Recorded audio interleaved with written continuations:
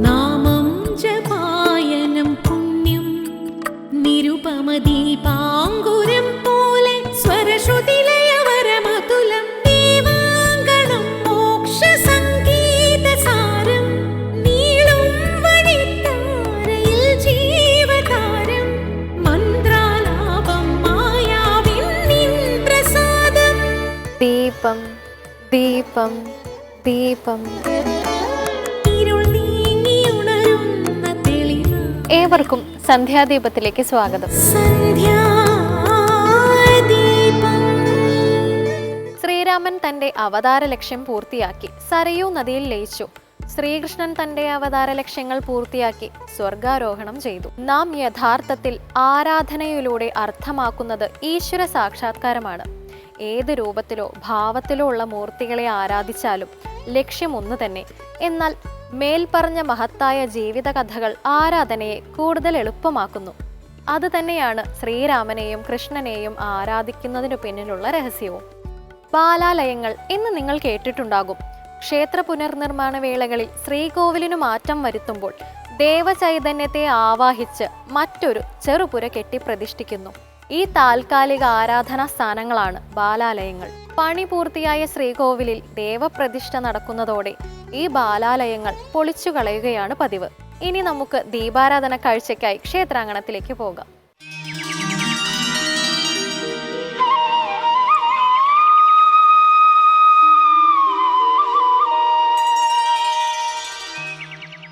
ഇരുമുടി കെട്ടുമേന്തി ഒഴുകി നീങ്ങുന്ന മേഘക്കൂട്ടങ്ങൾ പശ്ചിമഘട്ട മലനിരകളിൽ വിശ്രമിക്കാനെത്തുന്നു.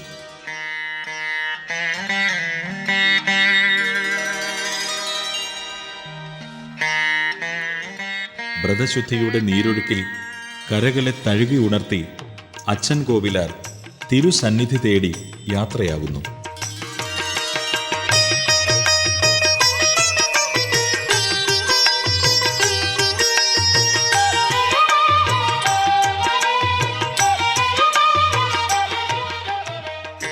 അവിടെ കലികാലത്തിൻ്റെ സമസ്ത ജീവിത ദുഃഖങ്ങളിൽ നിന്നും മോക്ഷപ്രാപ്തിയേകാൻ ഒരു ശരണസവിധം നമ്മെ തൊട്ടു വിളിക്കുന്നു. സാക്ഷാൽ ശ്രീധർമ്മശാസ്താവിൻ്റെ ശരണസവിധം. ഇവിടെയാണ് പുകൽപെറ്റ അച്ഛൻകോവിൽ ശ്രീധർമ്മശാസ്താവ് പൂർണ്ണ, പുഷ്കല എന്നീ ഭാര്യമാരോടൊപ്പം ഭക്തർക്ക് അനുഗ്രഹവും അനുഭൂതിയും ചൊരിഞ്ഞ് രാജകീയ പ്രൗഢിയിൽ വാണരുളുന്നത്. അച്ഛൻകോവിൽ ശ്രീധർമ്മശാസ്താവ് അച്ഛൻകോവിൽ അരശൻ, ആണ്ടവൻ എന്നീ പേരുകളിലും അറിയപ്പെടുന്നു. നയിനാർ വീരമണി കണ്ഠൻ ശാസ്ത അയ്യനാർ എന്നാണ് പ്രാചീന ഗ്രന്ഥങ്ങളിൽ അച്ഛൻകോവിൽ ശ്രീധർമ്മശാസ്താവിനെ വിശേഷിപ്പിക്കുന്നത്.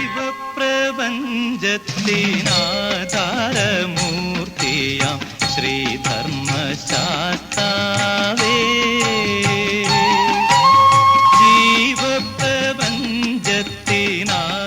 പരശുരാമൻ സ്ഥാപിച്ച 5 പ്രധാന ശാസ്താക്ഷേത്രങ്ങളിൽ ഒന്നായ അച്ഛൻകോവിലിലെ പ്രതിഷ്ഠ അന്നത്തെ കൃഷ്ണശിലാ വിഗ്രഹം തന്നെയാണ് എന്നത് ഏറെ പ്രാധാന്യമർഹിക്കുന്നു.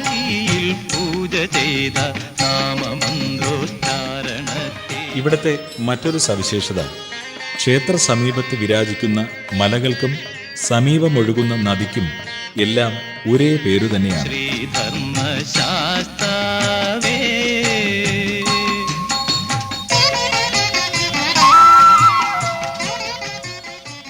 കേരളത്തിൻ്റെയും തമിഴ്നാടിൻ്റെയും അതിർത്തിയിൽ വനമധ്യത്തിലാണ് അച്ഛൻകോവിൽ ക്ഷേത്രം സ്ഥിതി ചെയ്യുന്നത്. കൊല്ലം ജില്ലയിൽ ആര്യങ്കാവ് ഗ്രാമപഞ്ചായത്തിൽ. അച്ഛൻകോവിൽ അരശൻ്റെ തിരുസന്നിധി തേടി യാത്രയാകുന്ന ഭക്തന് കലിദോഷങ്ങളെല്ലാം അകലുന്നു എന്നാണ് വിശ്വാസം. അശ്വരൂപം പ്രതിഷ്ഠിതമായ കൊടിമരത്തിന് ചുവട്ടിൽ ഭക്തി പാരവശ്യത്തോടെ നിൽക്കുമ്പോൾ ശ്രീകോവിലിൽ വാണരുളുന്ന ശാസ്താവിൻ്റെ ചൈതന്യപ്രവാഹം ഭക്തന്റെ ഹൃദയകമലത്തെ വിടർത്തുന്നത് നാം അറിയുകയാണ്. ശ്രീകോവിലെത്തുന്ന ഭക്തൻ അച്ഛൻകോവിൽ ആണ്ടവന്റെ തിരുരൂപം മിഴികളടച്ച് മനക്കണ്ണിലൂടെ ഹൃദയ സരസിലേക്ക് ആവാഹിക്കുന്നു. രാജയോഗാസനത്തിൽ ഇരിക്കുന്നവനായാണ് ഇവിടെ ഭഗവാന്റെ പ്രതിഷ്ഠ. വലതുകാൽ ചമ്രം പടിഞ്ഞും ഇടതുകാൽമുട്ട് മടക്കിയും അരപ്പട്ട ധരിച്ചുമാണ് ഭഗവാൻ ഇരിക്കുന്നത്. ഇടതു കാൽമുട്ടിന് മുകളിൽ ഇടതു കൈവച്ചും വലതു കൈ മലർത്തിപ്പിടിച്ചും അച്ചൻകോവിൽ അരശൻ അനുഗ്രഹം നൽകുന്നു. ഇടതും വലതും ഭാഗങ്ങളിൽ ഭാര്യമാരായ പൂർണ്ണ, പുഷ്കല എന്നിവരും ദർശനഭാഗ്യം നൽകുന്നു. എത്ര കൊടിയ വിഷം തീണ്ടിയാലും ശ്രീധർമ്മശാസ്താവിൻ്റെ തൃക്കൈ പ്രസാദം കഴിച്ചാൽ വിഷം ഇറങ്ങും എന്നാണ് അനുഭവം. ആധുനിക ജീവിതത്തിൽ ഭഗവാൻ വിഷഹാരി എന്ന നിലയിലും അറിയപ്പെടുന്നു. അതുകൊണ്ടുതന്നെ അത്താഴ പൂജ കഴിഞ്ഞാലും ആവശ്യം വരികയാണെങ്കിൽ ഇവിടെ നട തുറക്കുമെന്നതും പ്രത്യേകതയാണ്. വിഷം തീണ്ടിയ ഭക്തന് ഭഗവാന്റെ തൃക്കൈയിൽ സദാസമയവുമുള്ള പ്രസാദവും പ്രദക്ഷിണ വഴിക്കരികിലെ തീർത്ഥക്കിണറിലെ ജലവും ഉള്ളിൽ കഴിക്കാൻ കൊടുക്കുന്നു. ശാസ്താവിൻ്റെ തിരുമുമ്പിൽ 18 പടികളുടെ വലത് ഭാഗത്ത് ഗണപതിയും ഇടതു ഭാഗത്ത് ഷൺമുഖനും അനുഗ്രഹം ചൊരിയുന്നു. നാലമ്പലത്തിനു പുറത്ത് പ്രദക്ഷിണ വഴിയുടെ സമീപത്ത് ആറാട്ടുടയോൻ എന്ന മൂർത്തി ഏറെ പ്രത്യേകതയുള്ളതാണ്. മഴ പെയ്യിക്കാനും അതിവൃഷ്ടിയെ തടഞ്ഞു നിർത്താനും ഈ ദേവന്റെ അനുഗ്രഹത്താൽ സാധിക്കും എന്ന് വിശ്വസിക്കുന്നു. ഇതിനുവേണ്ടി അരിനിരത്തിൽ എന്ന വഴിപാട് ഭക്തജനങ്ങൾ നടത്തിവരുന്നു. മേൽക്കൂര ഇല്ലാത്തതാണ് ഈ പ്രതിഷ്ഠ.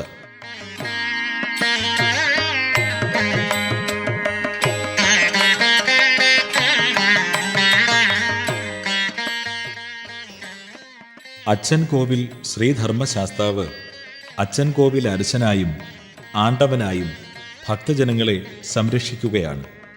വിവിധ രൂപങ്ങളിൽ അനുഗ്രഹവർഷം ചൊരിഞ്ഞു കുടികൊള്ളുന്ന അച്ചൻകോവിൽ ശ്രീധർമ്മശാസ്താവിൻ്റെ സന്നിധി ആലംബഹീനർക്ക് എന്നും ശരണാലയമായി നിലകൊള്ളുന്നു.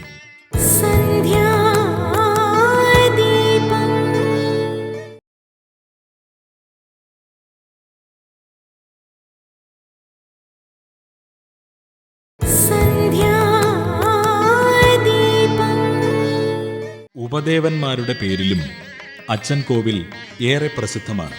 പ്രദക്ഷിണ വഴിയിൽ വടക്കോട്ട് ദർശനമായി ശംഖചക്ര ഗദാ പങ്കജധാരിയായ മഹാവിഷ്ണുവിനെ പ്രതിഷ്ഠിച്ചിരിക്കുന്നു. തിരുമുറ്റത്തിനകത്ത് തെക്കുഭാഗത്ത് കിഴക്കോട്ട് ദർശനമായി മാമ്പഴത്തറ ഭഗവതി കുടികൊള്ളുന്നു. തെക്കു പടിഞ്ഞാറേ കോണിൽ ഉപദേവനായി ഗണപതിയും കുടികൊള്ളുന്നു.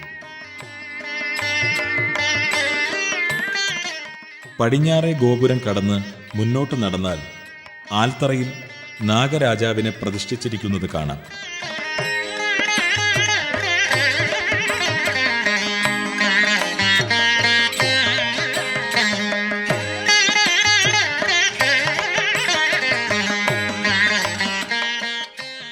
ഇവിടെ നിന്നും മുകളിലുള്ള പടികൾ കയറി എത്തുന്നതാണ് അമ്മൻകാവ്.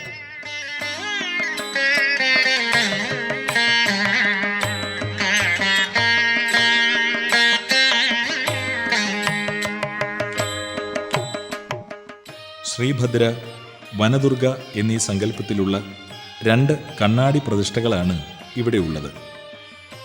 ഭുവനേശ്വരി അമ്മൻ എന്ന പേരിൽ ഉപവിഷ്ടരായിരിക്കുന്ന അമ്മമാർ വിളിച്ചാൽ വിളിപ്പുറത്തെത്തും എന്നാണ് അനുഭവം. ചൊവ്വ, വെള്ളി എന്നീ ദിവസങ്ങളിൽ ഇവിടെ നടത്തുന്ന ഉച്ചപൂജ ഏറെ പ്രസിദ്ധമാണ്. ഇതിൽ പങ്കെടുക്കാൻ തമിഴ്നാട്ടിൽ നിന്ന് പോലും ഭക്തജനങ്ങൾ എത്തിച്ചേരാറുണ്ട്.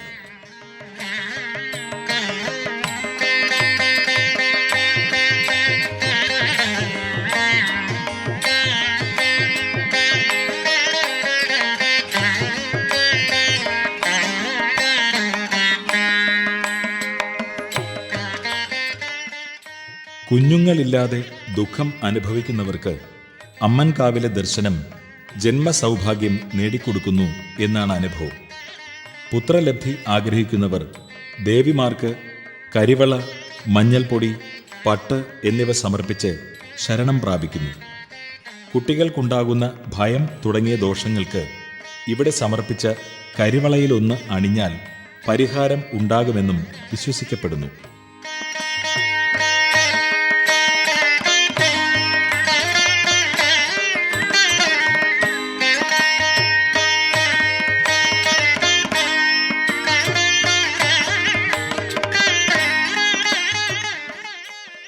മേൽക്കൂരയില്ലാതെ തികച്ചും പ്രകൃതിയുടെ സംരക്ഷണയിലാണ് ഈ കാവ്.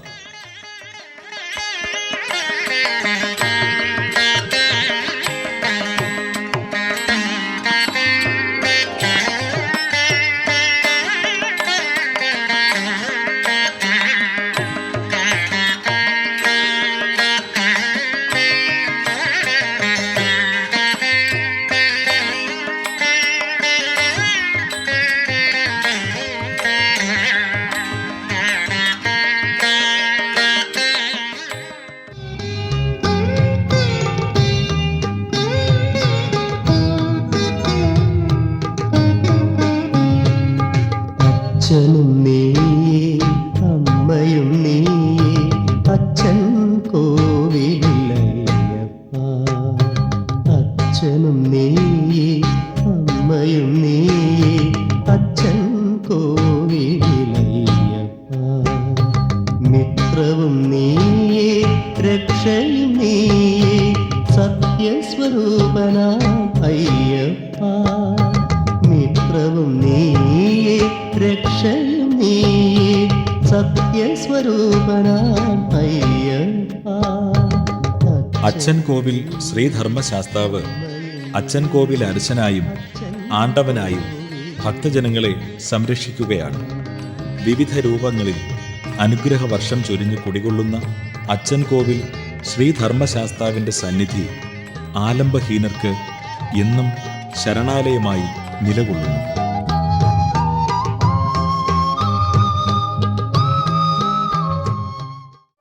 നരജന്മം സുഖദുഃഖ സമ്മിശ്രമാണ്. ദൈവം തന്നെ മനുഷ്യനായി പിറന്നാലും ഈ നിയോഗത്തിൽ നിന്ന് മുക്തനാകുന്നില്ല. രാമനും കൃഷ്ണനും അതാണ് നമ്മെ പഠിപ്പിക്കുന്നത്. എങ്കിലും അവർ അമാനുഷികമായ കഴിവുകൾ പ്രകടിപ്പിച്ചത് എങ്ങനെയാണ് എന്ന് നാം സംശയിച്ചേക്കാം. അതിനു കാരണം ജ്ഞാനമാണ്. താൻ ആരാണെന്ന തിരിച്ചറിവും തനിക്ക് ചുറ്റും മായയാണെന്ന ബോധവും നൽകിയ ആ ജ്ഞാനമാണ് അവരെ അമാനുഷിക ശേഷിയുള്ളവരാക്കിയത്. ജ്ഞാനത്തിന് നമ്മെ അത്തരത്തിൽ മാറ്റാൻ കഴിയും. ആത്മജ്ഞാനത്തിനായി പരിശ്രമിക്കുക എന്ന സന്ദേശത്തോടെ ഇന്നത്തെ സന്ധ്യാദീപം ഇവിടെ പൂർണ്ണമാകുന്നു. ഏവർക്കും നന്ദി.